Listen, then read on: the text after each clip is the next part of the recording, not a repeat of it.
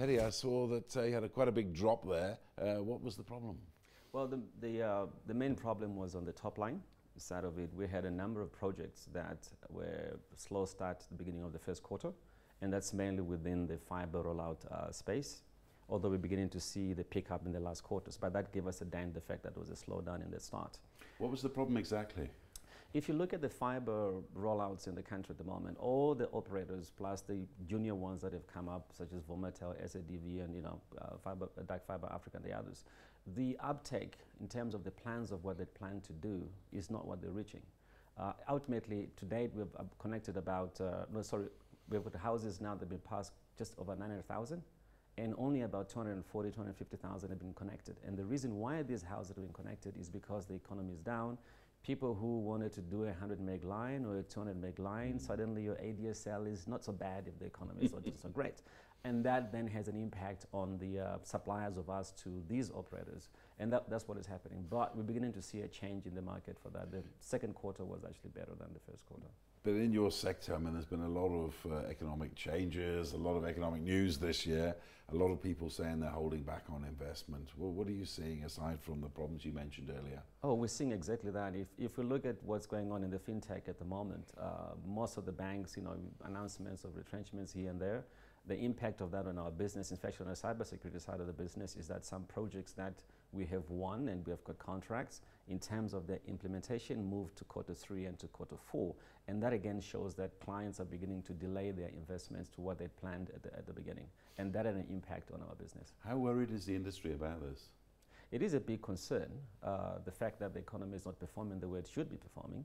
But at the same time, with what's some element of political certainty that we have at the moment, business confidence in our view is beginning to rise. But the big question is what happens in April. And until we go through April, in my view, we still have a long way to have a good picture of where we're going to land. But of course, we're optimistic with South Africans. How are you trying to cut costs in your business to survive this difficult time? What we're doing is, first of all, we've shifted most of our type of business to kind of products that are needed even in those difficult times. So the cybersecurity side of our business is growing. We're also heavily internationalizing our business. 2 years back, we had 16% of our sales were international. We're sitting at 20%, and we think of growing that. We have pilots that we're doing now as far afield as South America on our IoT solutions. We have a pilot in one Central African country, paid pilots. We have clients now in Australia and in New Zealand.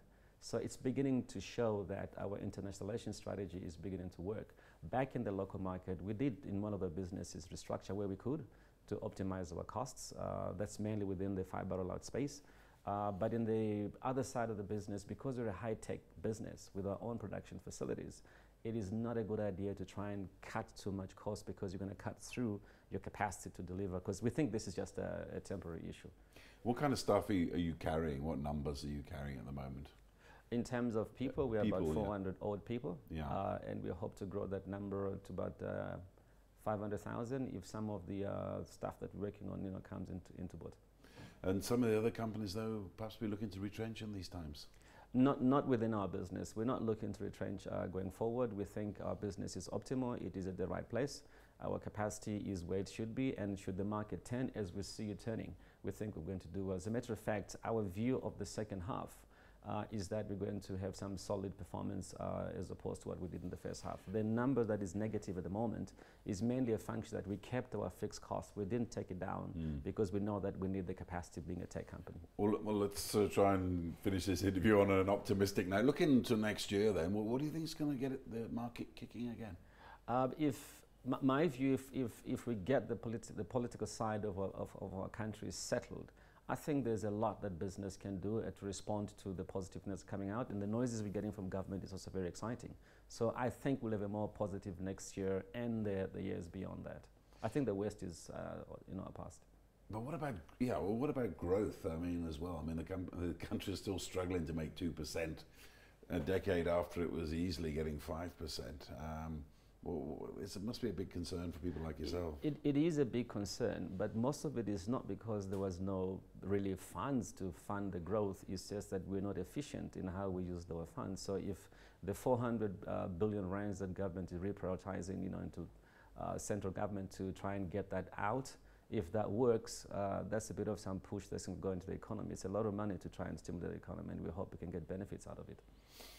That you think that you're going to see a lot leaner and fitter by the end of next year, companies in your sector with this, dealing with this fiber? I have no doubt in my mind. The demand for data is not going down. If anything, it is increasing. The blip we've gone through was simply a function of the market that slowed down. As the market begins to move again, people are demanding more, better and better data, better and better services.